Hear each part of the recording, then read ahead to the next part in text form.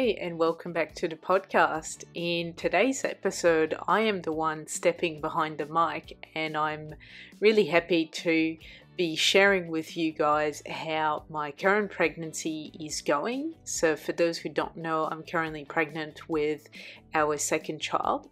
As you've probably heard, every pregnancy and every baby is different, and I'm taking this opportunity now to reflect and actually be able to compare this pregnancy compared to my firstborn's pregnancy, and they are vastly different actually. The other thing I'm talking about in this episode is advocacy. So this is a big thing that I try and talk about a lot on this podcast, about how women need to be empowered and take control of their pregnancy, of their birth.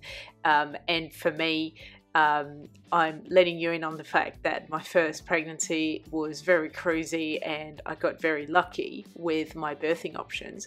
And this time around, I've had to fiercely advocate for myself just from the first trimester onwards. So a very important reminder that you're in charge and you make the decisions, but sometimes you need to follow up referrals and just make sure that things are happening. And because we're talking about the first trimester, I thought I would also give you a little bit of a brief outline of the different birthing options that are available in Australia, so that if you're a first-time mom or you're thinking about getting pregnant and you're just not sure what different options are available, I know that was my case when I got pregnant, then this might be a little bit of a start for you to start doing some research and explore the different options and what you think might suit you. And then I chat about the questions that I asked my midwife, the numerous questions that I asked her during my first appointments, but definitely during subsequent ones as well, and things to consider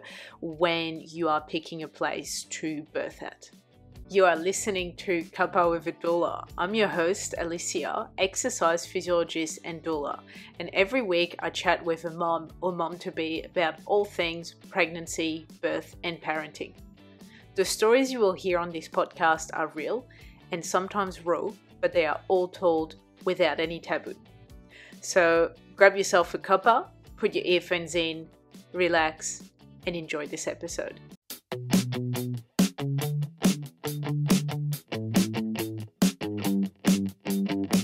Hey, welcome back to the podcast. Today I will be the guest, and I guess the interviewer at the same time. I thought I'd take this opportunity to almost do like a little bit of a vlog and tell you how my second pregnancy is going.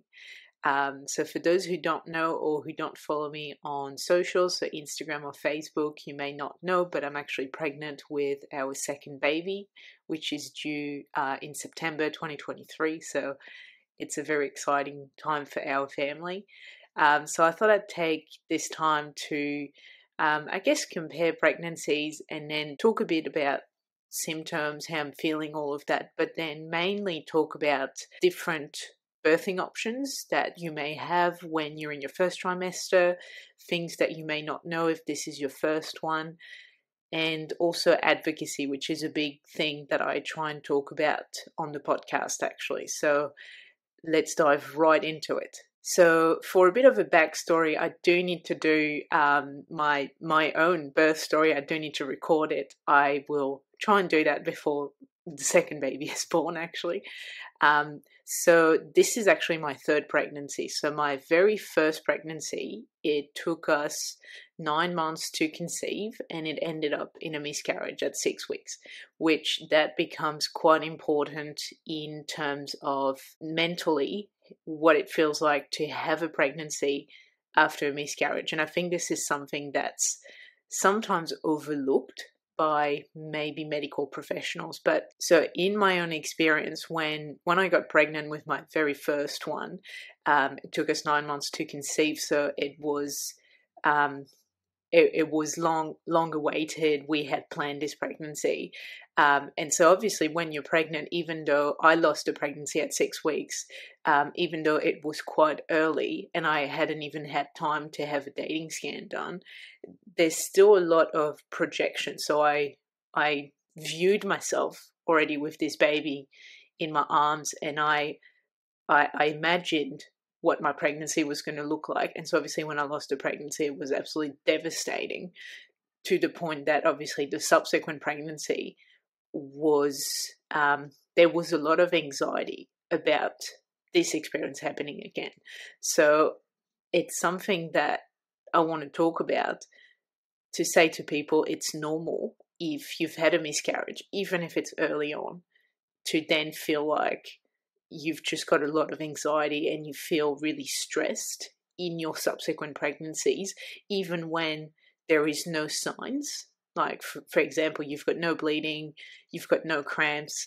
It's still really stressful. Pregnancy is a really stressful time on the body, and there's lots of changes, and sometimes you're not sure if those changes are normal or not. So anyway, back to my experience. So yes, so I had a miscarriage at 6 weeks, and then we conceived the following month, actually, which gave birth to my firstborn, actually. So I guess just to compare my two, so my second pregnancy and then this one, I guess the best way to put it is my pregnancy with my firstborn.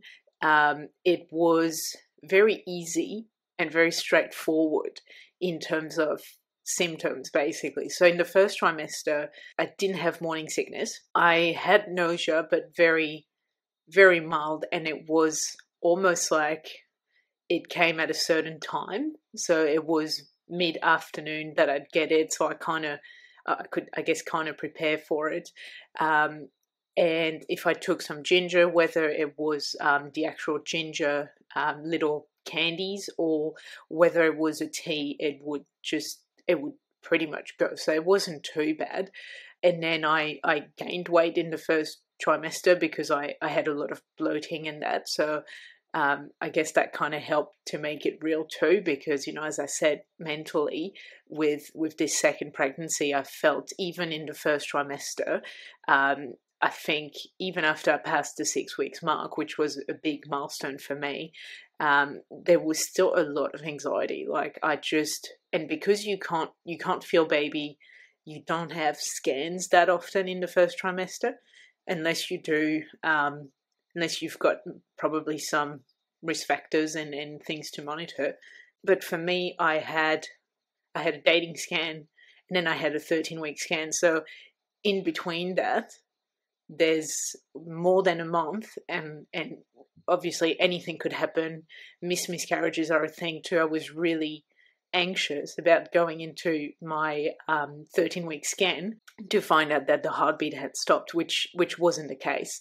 But that was a very anxious time for me. The second trimester was a little bit better, especially when I started feeling movements, but there was still, your mind still goes places sometimes, and sometimes it was hard to push it aside. But as the movements got more regular and there was definitely a pattern, it was there was a lot less anxiety then. So that was better. This pregnancy has been quite interesting because people say every pregnancy and obviously every baby is different, and I couldn't compare until now, but it definitely is. So with this pregnancy in the first trimester, so I'm currently, at the time of this recording, I'm currently 16 weeks, so I'm way past the first trimester and I'm very behind in recording this. But basically, I've had lots of nausea. So it's been, I haven't had any morning sickness, but it's been very debilitating, and it's gotten in the way of a lot of things, definitely. And ginger wouldn't cut it.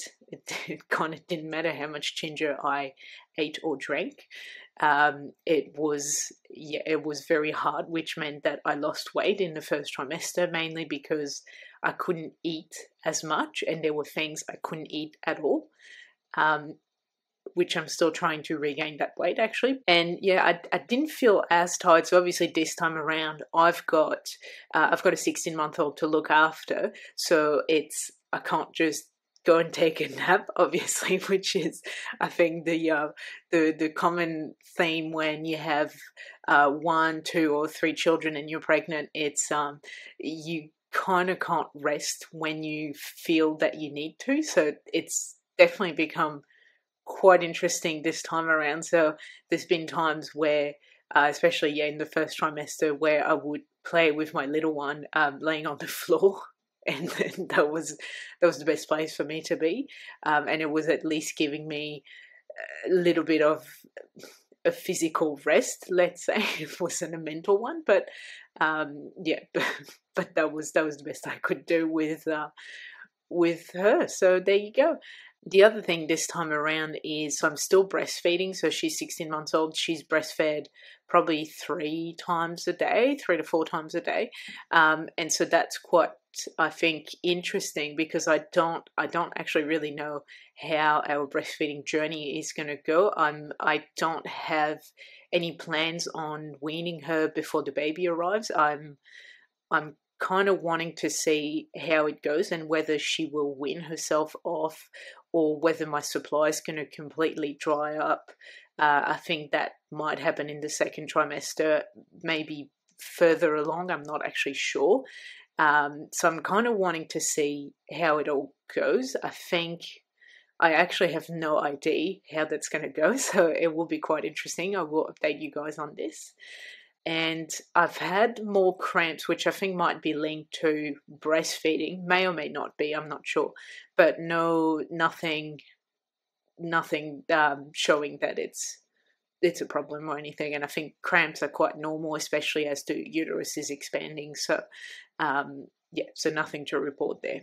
So one thing I talk about a lot on this podcast, and a thing that it seems to be a recurring theme with the guest I get on this podcast, is during your first pregnancy, you're very uninformed. And even when you've been, preparing for this pregnancy and you've been researching and all of that, there is still a lot of unknown, and there is just not enough information out there on what options are available and how to get access to those options. So with my firstborn, I heavily relied on my GP to actually guide me to tell me what options were available, but also to guide me to the one that probably was the most appropriate for me, having a low risk pregnancy. So I was lucky that at the time I had a GP that was quite informed and was dealing with a lot of mums and mums to be, so therefore was quite on point with that. So I guess just to actually give you the keys, if you're currently pregnant or you're thinking of you're trying to conceive at the moment. So in Australia, I guess you could summarize your birthing options in terms of, I guess they fall into 4 categories.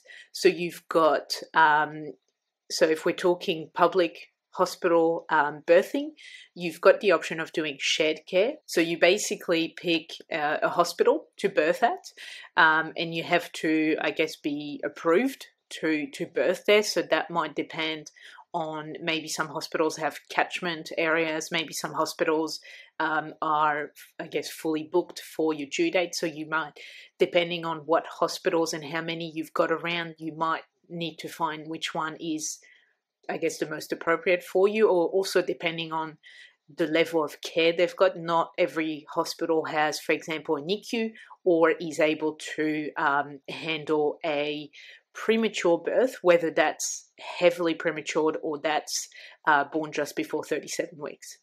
So doing shared care, basically it involves you mainly seeing your GP to talk about how your pregnancy is going, to get referrals for blood tests, ultrasounds, and then discuss the results of these, and then check your overall health, so your blood pressure, for example. And then as you get closer to the 3rd trimester, and you probably are into your 3rd trimester, that's when you would start seeing a midwife. So it would probably be a midwife that is on call on the day and at the time that you have your appointment, and then you might see a different midwife when you go back to the hospital for your next appointment. So you would be birthing with a midwife that you may or may not have seen before, and that you would be introduced to when you're in labor, essentially. So shared care is a great option if you have a really good GP that you trust and that you know will be on point and will be able to guide you through the test and the results, and then really knows what to expect in terms of your pregnancy, and is also good reassurance if you've got any questions, and is knowledgeable. So that's option one. Option two, still birthing in a public hospital, is midwifery group practice. So for that one, basically, so you select the hospital that you're closest to or is within your catchment, and obviously is available for your due date. And then so they would have a midwifery group practice, which is basically, it's a group of midwife that they get assigned a certain number of women. So it's a very low number of women as well, which limits the spots available in the MGP. And so you would have the same midwife for your whole pregnancy. So you would see that midwife probably from early second trimester, and then all the way into your third trimester, and hopefully that midwife is available for your birth. Ideally, that's the case. Obviously, we know that midwives have, birth happen at any point, at any time. So it usually is the case that this midwife would be at your birth, but circumstances can happen where she or he wouldn't be available. So and so with this type of care, basically, because you get the same person, or you get maybe a team or a small team of midwives, it's a bit more personal. That person, you're really getting to know the one or the few midwives in the team, so you can really build rapport. They're obviously, midwives are trained in everything pregnancy and birth, so they will probably know more than a GP would do, and they can really help to prepare you for the birth and also prepare you for the postpartum period as well. So that's quite a good option. But as I say a lot on the podcast, it's not readily available. There is just not enough funding, and there's not enough midwifery group practice around. So you may or may not have access to that.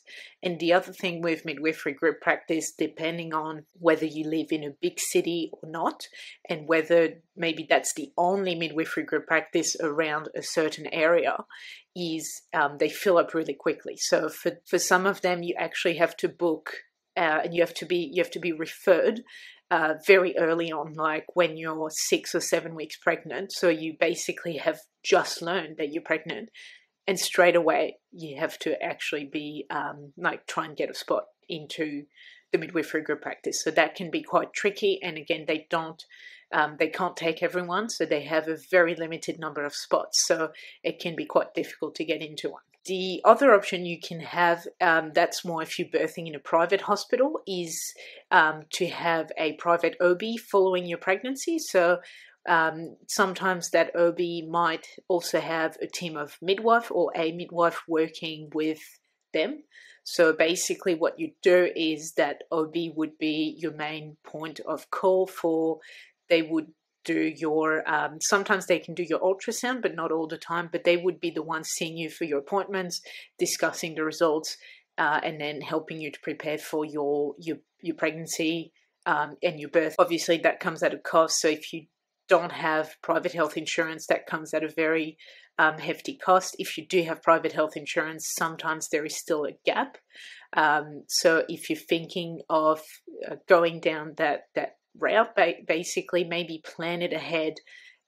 We know that private health insurance, when it comes to anything pregnancy and birth, they have a 12-month wait time.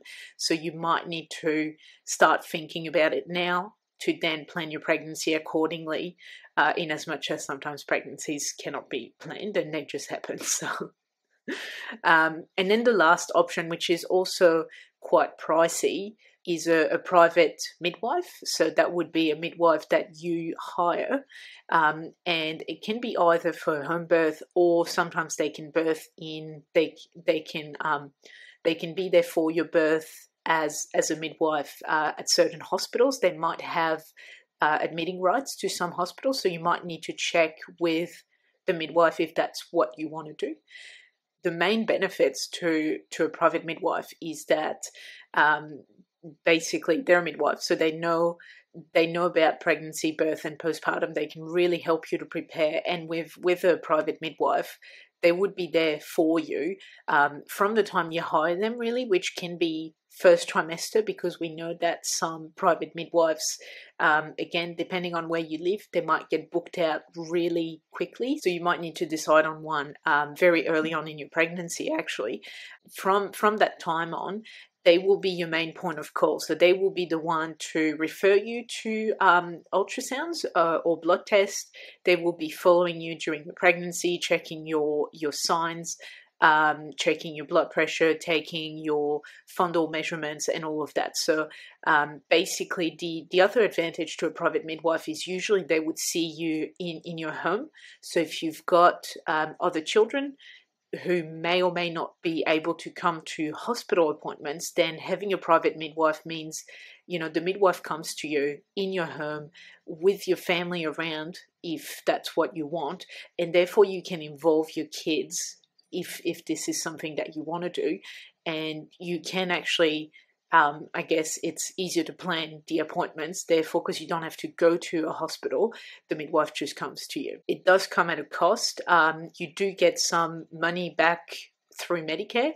It depends on the states as well, so I'm actually not really sure how it works. I'm in Queensland. Actually, I'm not actually sure what the average cost is for a private midwife, but you'd have to inquire and just check. And I know that a lot of private midwives, they do a meet and greet first, which is usually free. So they would tell you obviously how they would care for you, and also they would give you a price guide as well, and then they can help you to see if this is the right option for you or not. So for my first born, as I said, I relied heavily on the GP to actually basically tell me this. And for me, the best option I had around where I lived was either to do shared care or to get into the midwifery group practice we had locally, which luckily enough I did. So therefore, I was able to have the same midwife follow me, and basically she was at my birth, actually. Certain planets aligned for her to be at my birth, because it was almost looking like she wouldn't have been able to be. But she was, and so that was a really great option from my personal experience. It was great to have the same person. In the second trimester, you don't see them that frequently. I think it's maybe every 4 to 5 weeks. But then in the third trimester, when you start seeing them fortnightly and then weekly, it's really helpful, and it really helps you to to discuss your birth plan, because when you have a birth plan or birth preferences, having to discuss it every single time you see a new midwife for your appointments, it's kind of a bit tiring. And also, you're not even sure if that person is actually going to be at your birth. Even if you print out your birth preferences, it's not a given that the midwife on call at that time is going to read it. So it's good if you can discuss it, obviously, with a known midwife, that it is highly possible she will be at your birth. And then also you can ask questions and say, well, I would like to do this. Would that be possible? And then discuss, obviously, the options, the way you'd like the room set up, all of those little things that, it kind of sounds like, oh, does it really matter? Yes, it does. When you're in labor, it definitely does matter, because you want an environment that's going to make you feel safe, and it's going to make you feel like you're not in a hospital, so that you've got a lot of oxytocin in your body, and you can actually have, contractions that will actually help to bring this baby out, basically. So one of the main difference that I found in my with my firstborn and with this pregnancy is, with my firstborn, there was a lot of things I didn't know. So as I said, I relied a lot on the GP to tell me my options. And then I kind of trusted the process, if that makes sense. So he said, "Oh yeah, I've put a referral through." I think that happened after the 12 to 13 week scan.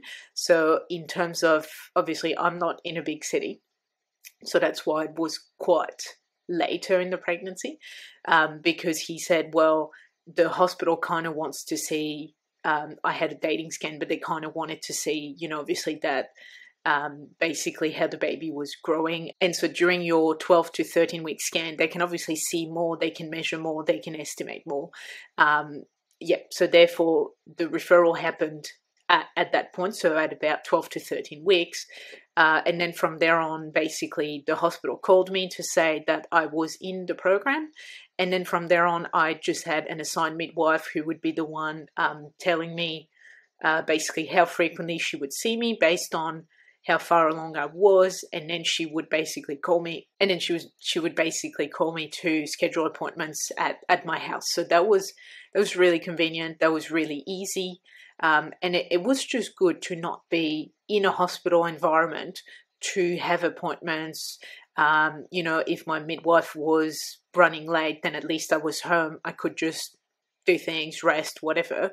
And I wasn't just anxiously waiting in a waiting room with other people around, and just being in this very medicalized environment. So that was great.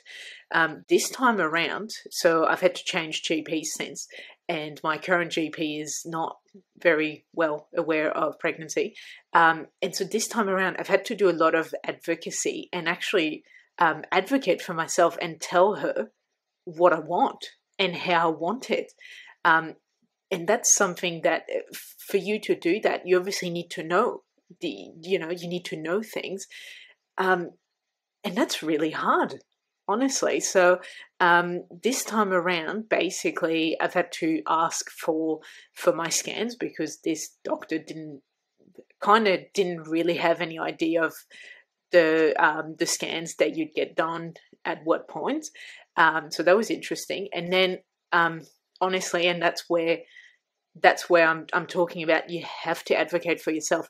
I wanted to be in the midwifery group practice. It was super important for me to still be, for this pregnancy, in the midwifery group practice. I didn't want to miss out.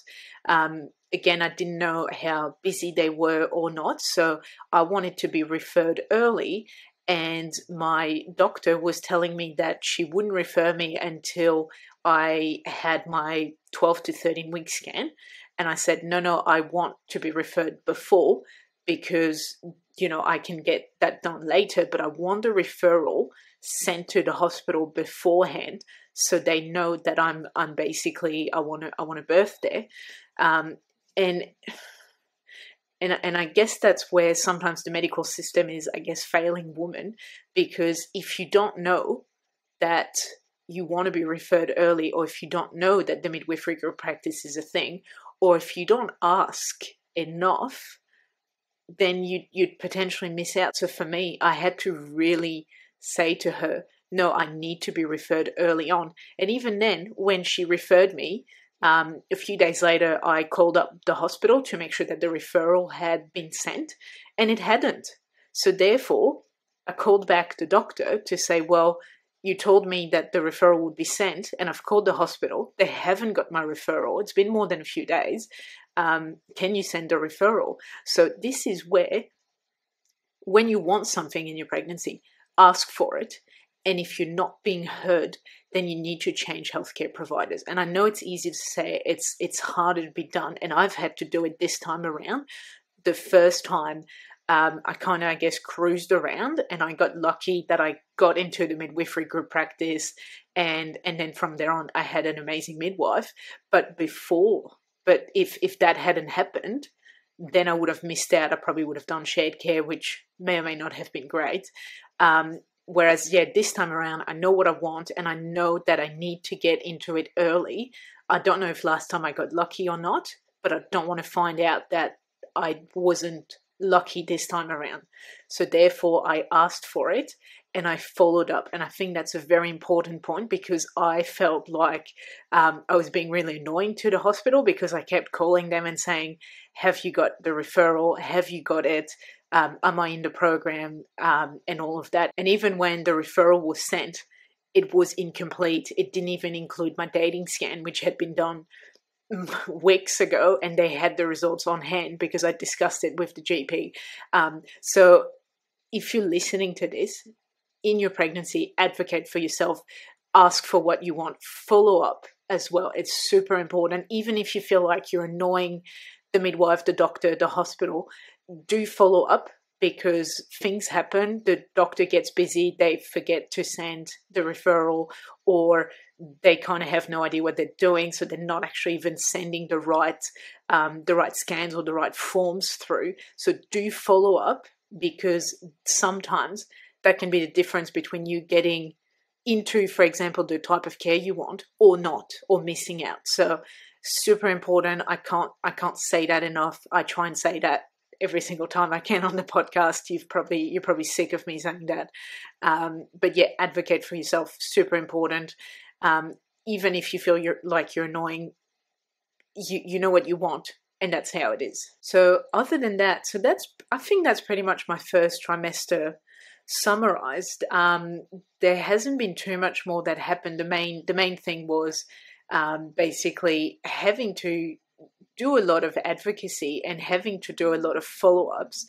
And I think I called up the hospital probably close to 4 times in my first trimester, just to make sure that the referral was through, then to find out the scans didn't even get sent, so therefore following up on whether the scans had been sent, and then following up on whether I was in the midwifery group practice, and then finding out when I would likely hear from my assigned midwife, basically. So then I guess then I had a phone appointment with my midwife. So I am currently in the midwifery group practice, and so I had my first midwife phone appointment. So I guess that was more, well, I guess in the second trimester, because I was 15 weeks. So so with your first midwife appointment, I guess it's good to prepare a list of questions, and that can be the hardest thing to do, especially if it's your first pregnancy. But I think when you're trying to come up with questions, because you definitely want to be asking questions, and sometimes it's about, well, what, obviously you don't know what you don't know.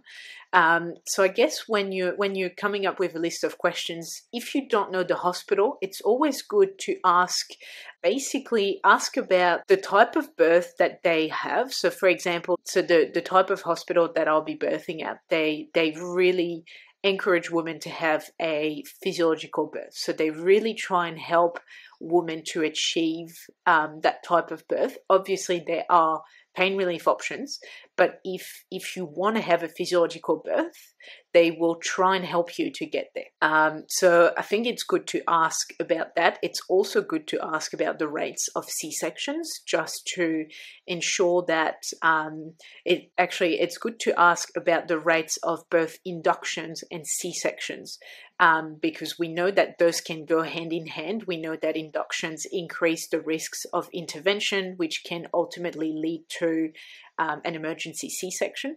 But it's good to ask about that, just to ensure that where you're birthing, it aligns with the type of birth you want. Obviously, when it's your first or any subsequent birth, you don't know how the birth is going to unfold, but you can have a path that you would like to go down, and still remain open to things changing, and therefore your plan changing as well. So it's good to ask about that. Another good question, I guess, to ask is usually when you first meet your midwife, you may or may not have seen what the hospital looks like, but also what the maternity or the birthing suite looks like.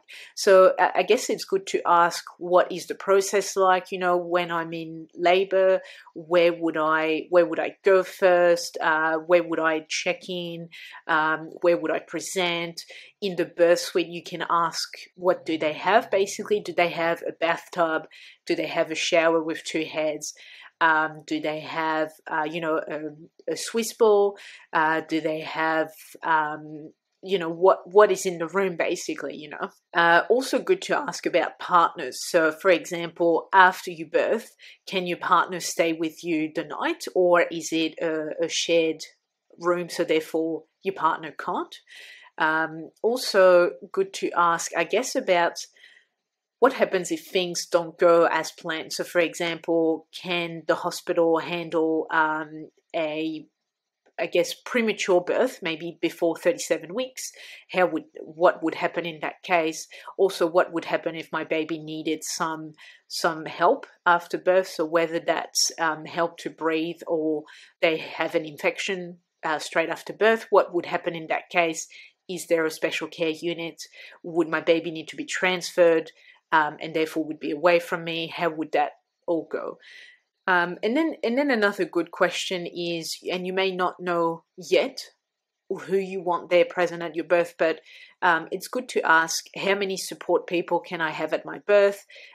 Depending on whether you want, for example, your partner, maybe you want your mom, maybe you also want a doula, a birth photographer, maybe you want also a friend to be there as well. So it's good to ask about that, especially since there should be less COVID restrictions now. So, some hospitals might be back to the way it was before COVID. Some might still have some restrictions on the number of support people in the suite at any point. So good to ask, especially while you're maybe still thinking about whether you want a birth photographer or you want a doula present with you. Just ask the question so you can actually make up your mind. The next thing to ask, and I know that's probably a lot of questions for a first appointment, but for me personally, I think that's pretty much the questions I asked with my first, because I wanted to know what the hospital was like. I wanted to know what their birthing philosophy was, and I wanted to make sure that the place I was birthing at aligned with me. So the other thing that I would ask personally is about the postpartum, because we know that women prepare quite well for their pregnancy and for their birth, and then there is this big unknown with postpartum.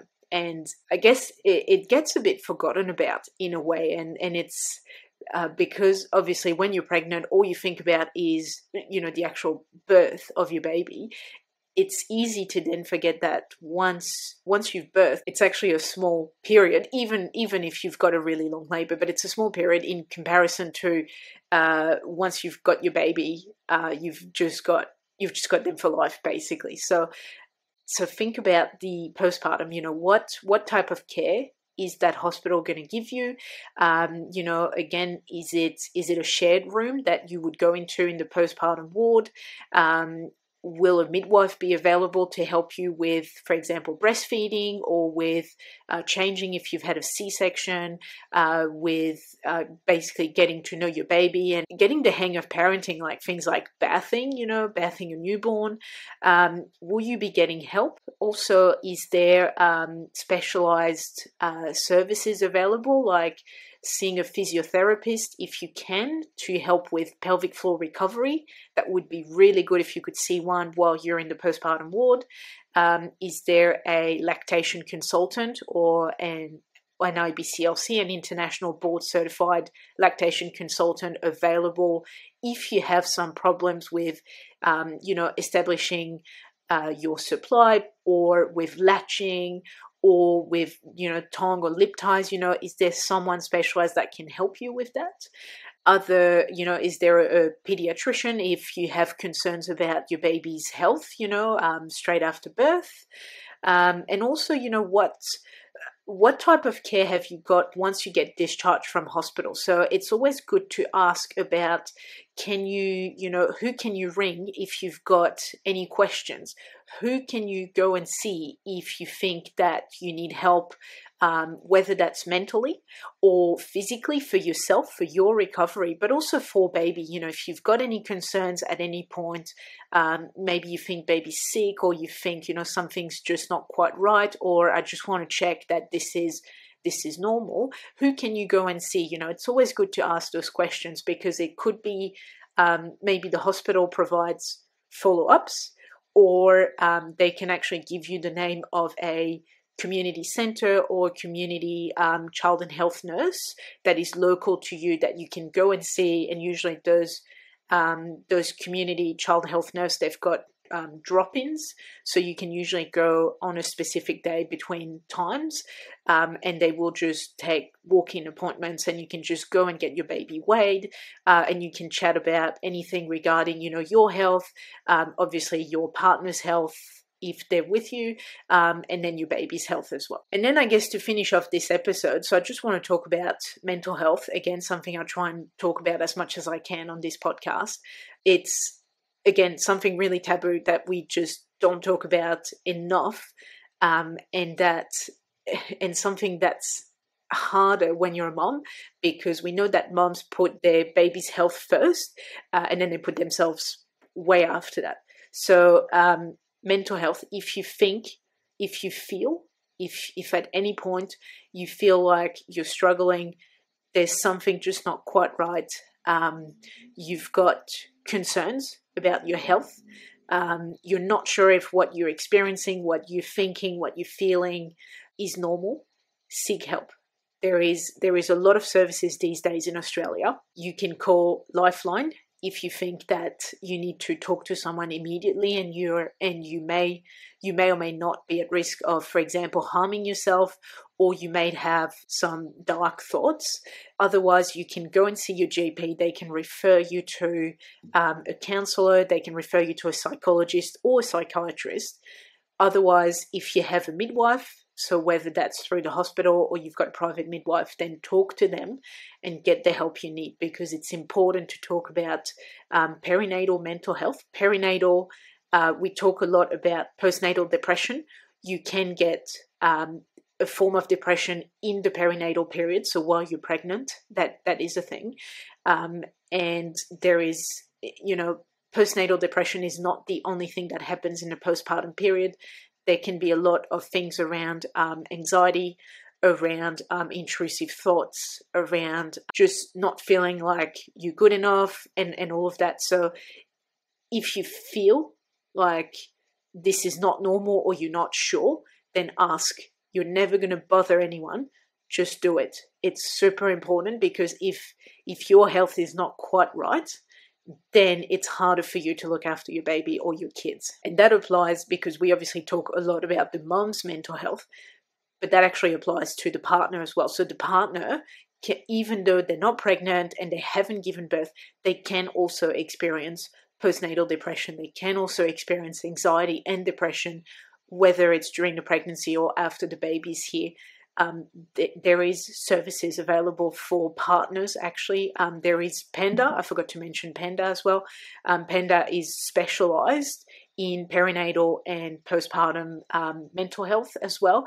They have a number you can call they've got trained professionals that will actually help you to navigate either what you're going through, or they will refer you to a more appropriate service. A community child and health nurse is also a great point of call to actually discuss mental health issues, whether you think it's your mental health or whether it's your partner's mental health, because there are services available for partners as well.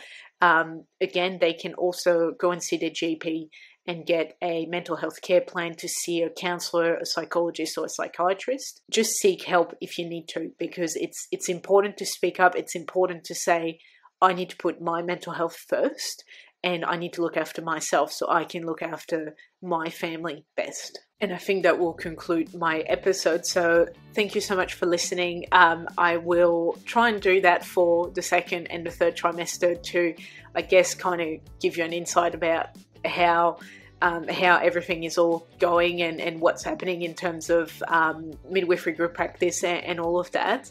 And I will try and also record my own birth story at some point and actually upload it for you guys to listen to.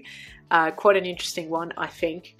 But anyway, thank you so much for listening, and I'll see you guys next time. Thank you for listening, and I hope you enjoyed this episode. If you want to get notified of when a new episode comes out, please subscribe to this show on your podcast listening platform. Also, I would really appreciate it if you could leave me a review on Apple Podcast or share this episode so that other moms can find it. If you would like to tell your own pregnancy, birth, or parenting story, please head to the show notes and you will find a form there to get in touch with me. Again, thank you so much for listening, and I will be with you again next week for a new episode.